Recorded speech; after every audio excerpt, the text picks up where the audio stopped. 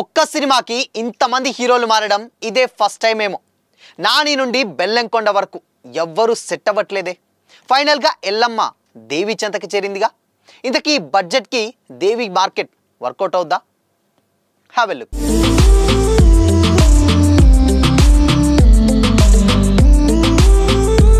Hi hello, welcome to Disha TV. టాలీవుడ్లో 2.5 ఏళ్లుగా వార్తల్లో ఉంటున్నటువంటి project Yellamma. Director cum actor Venu Yeldandi రాసుకున్నటువంటి కథ ఇది. కానీ ఇన్నాళ్ళు గడుస్తున్నా పట్టాలెక్కడం లేదు. 2023లో బలగం సినిమాతో మెగాఫోన్ పట్టిన వేణు డెబ్యూతోనే డైరెక్టర్గా తిరుగులేని విజయాన్ని అందుకున్నారు. చాలా అంటే చాలా తక్కువ బడ్జెట్తో తీసినటువంటి ఈ మూవీ బాక్సాఫీస్ వద్ద భారీ వసూలు సాధించి నిర్మాతలకు బోలెడని లాభాలు తెచ్చిపెట్టింది. సినిమాకి కల్ట్ క్లాసిక్ స్టేటస్ వచ్చింది. కానీ వేణు రెండో సినిమా మాత్రం ఇంతవరకు సెట్స్ మీదకి వెళ్ళలేదు. బలగం లాంటి బ్లాక్ బస్టర్ తర్వాత వేణు టాక్ ఆఫ్ ది ఇండస్ట్రీగా మారిపోయారు. వేణుకి ఇక తిరుగుండదని అందరూ అనుకున్నారు. పెద్ద పెద్ద నిర్మాతలు సైతం అడ్వాన్స్లు ఇవ్వడానికి రెడీ అయిపోయారు.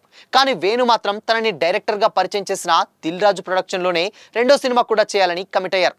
బలగం ఇచ్చినటువంటి బలంతో ఎల్లమ్మ అనేటువంటి మూవీ చేస్తున్నట్లు కూడా అనౌన్స్ చేశారు. కథంతా సెట్ అయింది. కానీ దానికి హీరో మాత్రం సెట్ అవ్వలేదు.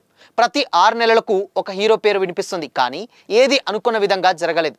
కానీ ఇప్పుడు కొత్తగా మరో హీరో పేరు తెర మీదకి వచ్చింది. ఎల్లమ్మ కథని ముందుగా నానితో చేయాలని అనుకున్నారు నిర్మాత దిల్ రాజు. వేణు చెప్పిన స్టోరీని నానికి నచ్చింది. దీంతో నాని లైనప్లో ఈ సినిమా నెంబర్ ఎంతనే డిస్కషన్ కూడా మొదలైపోయిందట. అయితే ఉన్నట్లుండి నాని తాను ఆ సినిమా చేయలేనని సున్నితంగా చెప్పేశారు. డేట్స్ కారణంగా, ఇతర కమిట్మెంట్స్ కారణంగానే ఈ డిసిషన్ తీసుకున్నట్లు కూడా చెప్పారు. ఆ తర్వాత ఈ కథ నితిన్ వద్దకు వచ్చింది. ఈ విషయాన్ని హీరో కమ్ నిర్మాతలు అఫీషియల్గానే అనౌన్స్ చేశారు. కానీ తమ్ముడు ఫలితం చూశాక లెక్కలన్నీ రివర్స్ అయిపోయాయి. నితిన్ ఈ ప్రాజెక్ట్ నుంచి తప్పుకున్నాడనేటువంటి టాక్ కూడా వచ్చింది. బడ్జెట్ ఇష్యూ ఇంకో కారణం అనే మాట కూడా వినిపించింది. నాని నితిన్ తర్వాత వినిపించినటువంటి మరో పేరు శర్వానంద్. ఈ కథని శర్వానంద్కి కూడా సైతం నచ్చి అండ్ ఓకే చెప్పాడన్న టాక్ కూడా నడిచింది. ఇక కిష్కిందపురి సక్సెస్ తర్వాత కొంచెం జోనర్ అలాంటిదే కాబట్టి బెల్లంకొండ సాయి శ్రీనివాస్ దగ్గరకు ఎల్లమ్మ చేరింది. కానీ అది కూడా ఓ గాలి వార్తలాగే గాల్లో కలిసిపోయింది. అసలు వేణు స్టోరీ నెరేట్ చేశాడో లేదో కానీ అల్లుడి సినితో అతి త్వరలో ఎల్లమ్మ పట్టాలెక్కనుందని కూడా సోషల్ మీడియాలో వార్తలు తెగ హల్చలయ్యాయి. అయితే ఇది ఇక్కడితో ఆగలేదు. మ్యూజిక్ డైరెక్టర్ దేవిశ్రీ ప్రసాద్ని హీరోగా ఇంట్రడ్యూస్ చేస్తూ ఎల్లమ్మ తీయాలని కూడా దాదాపు ఫిక్స్ అయినట్లు వస్తున్నటువంటి లేటెస్ట్ అప్డేట్. అఫీషియల్ అనౌన్స్మెంట్ ఇంకా రాలేదు, కానీ త్వరలోనే అనౌన్స్మెంట్ ఉండొచ్చు అనే టాక్ కూడా ఉంది. దేవిని హీరోగా మార్చాలని గతంలో చాలా మంది ప్రయత్నించారు, కానీ అది సాధ్యపడలేదు. కానీ ఇన్ని సంవత్సరాల తర్వాత దేవి మనసు మారడం ఆశ్చర్యం. స్క్రీన్ ప్రెజెన్స్ బాగానే ఉండే దేవిశ్రీ ప్రసాద్ ఈ మధ్య గుబురుగడ్డం బాగా పెంచేశాడు. బహుశా అది ఎల్లమ్మ కోసమేనా అనే డౌట్లు కూడా బలపడుతున్నాయి. హీరోయిన్గా కీర్తి సురేష్ని అనుకున్నట్లు వచ్చినటువంటి లీక్ నిజమో కాదో ఇంకొద్ది రోజుల్లో అయితే తేలనుంది.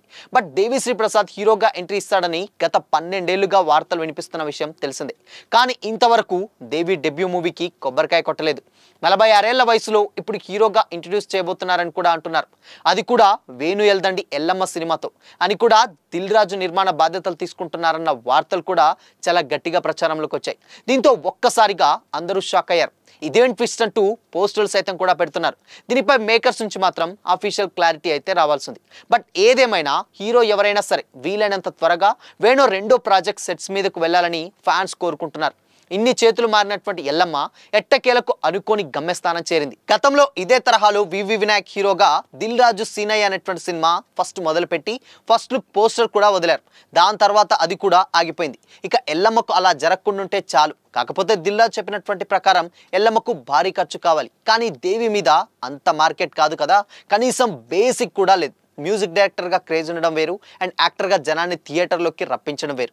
మరి ఈ ఛాలెంజ్ని వేణు ఎలా తీసుకుంటూ అని మెప్పిస్తాడో చూడాలి. అండ్ అఫీషియల్ అనౌన్స్మెంట్ వచ్చేంత వరకు అయితే కొంచెం డౌట్గానే చూడాలి మరి. ఎందుకంటే డెఫినెట్గా ఈ సినిమా ఒక hero oriented cinema, and same time హీరోయిన్కి కూడా పర్ఫెక్ట్ స్కోప్ ఉన్నటువంటి ఒక క్యారెక్టర్ ఉన్నటువంటి సినిమా. కాబట్టి ఇలాంటి సినిమాని దేవితోటి వెళ్తాడు అనుకోవడం నిజంగా కొంచెం డౌటే. బట్ ఇది ఎలా వచ్చిందో తెలియదు. కానీ ఓవరాల్గా మాత్రం ఈ సినిమా బడ్జెట్ మేజర్గా బడ్జెట్ విషయానికి వచ్చినట్లయితే అక్కడ నితిన్ తోటే కొంచెం సెట్ అవ్వదు. అండ్ ఆ బడ్జెట్కి ఆయనకున్నటువంటి మార్కెటే సెట్ అవ్వదు అని లైట్ తీసుకున్నటువంటి ప్రొడ్యూసర్ దిల్ రాజు మరి దేవిని ఎలా నమ్మాడు? మేబీ దేవి ఏమన్నా అక్కడి నుంచి బడ్జెట్ ఏమన్నా పెడుతున్నారా అన్నది అయితే తెలియదు. కానీ బట్ ఓవరాల్గా మాత్రం బడ్జెట్ అండ్ లెక్కల విషయం చూసుకుంటే మాత్రం కొంచెం ఈ సినిమా బడ్జెట్కి దేవి మార్కెట్కి చాలా చాలా పెద్ద కష్టమే. బట్ అది ఫస్ట్ మూవీ కాబట్టి మేబీ చెప్పలేం, ఇన్ కేస్ కొంచెం ఏమైనా వర్కౌట్ అవ్వచ్చా లేదా తెలియదు. కానీ ఓవరాల్గా సినిమాకు ఉన్నటువంటి బజ్ దేవి మీద ఇంపాక్ట్ చేసినా చేయొచ్చు. కానీ బట్ దేవితోటి వెళ్ళడం నిజంగా కొంచెం కరెక్ట్ కాదేమో అన్న డౌట్స్ కూడా వ్యక్తమవుతున్నాయి. సో చూడాలి మరి. బలగం వేణు ఆ బలంతో అట్లీస్ట్ నాని నుంచి వెళ్ళి స్టిల్ బెల్లంకొండ వరకు కూడా ఎవ్వరు ఇంకా కన్ఫర్మ్ కాలేదు. మరి ఈ స్టోరీలోకి ఫైనల్గా దేవినే చేరతాడా లేకపోతే ఇంకొక ఏదైనా కొత్త పేరు వస్తుందో తెలియదు. కానీ చూడాలి. ఇకపోతే ఎల్లమ్మ క్యారెక్టర్ కూడా గతంలో కీర్తి సురేష్ అనుకున్నారు. బట్ ఆవిడ డేట్స్ కారణంగా కొంచెం ఇష్యూస్ వచ్చినాయి. అండ్ దాని తర్వాత సాయి పల్లవిని అనుకున్నారు. ఆవిడ కూడా వేరే కమిట్మెంట్స్ కారణంగా అది కూడా లేదు. దాని తర్వాత రష్మికాని సైతం కూడా అప్రోచ్ అయ్యారన్న టాక్ కూడా ఉంది. బట్ వీళ్ళందరిలో కూడా ఎవరు కూడా స్టిల్ ఇంకా ఎల్లమ్మ క్యారెక్టర్కి and same time hero character కూడా ఎవరు అఫీషియల్గా అనౌన్స్మెంట్ అయితే చేయలేదు. బట్ ప్రాజెక్ట్ మాత్రం ఎప్పుడో రెడీ అయిపోయి సెట్స్ మీదకి వెళ్ళడానికి చాలా రెడీగా ఉంది. సో మరి ఫైనల్గా అటు హీరో ఎవరు అండ్ ఎల్లమ్మ క్యారెక్టర్ ప్లే చేసేది అనేది ఎవరైతే ఇంతవరకు అఫీషియల్ అనౌన్స్మెంట్లు అయితే లేదు. ఇలాంటి రూమర్సే పుట్టుకొస్తున్నాయి. సో మరి అటు హీరోగా అండ్ ఎల్లమ్మగా ఎవరు చేస్తే మీరు బాగుంటుంది అనుకుంటున్నారు? మరి మీ ఒపీనియన్ని కామెంట్ చేసి చెప్పండి.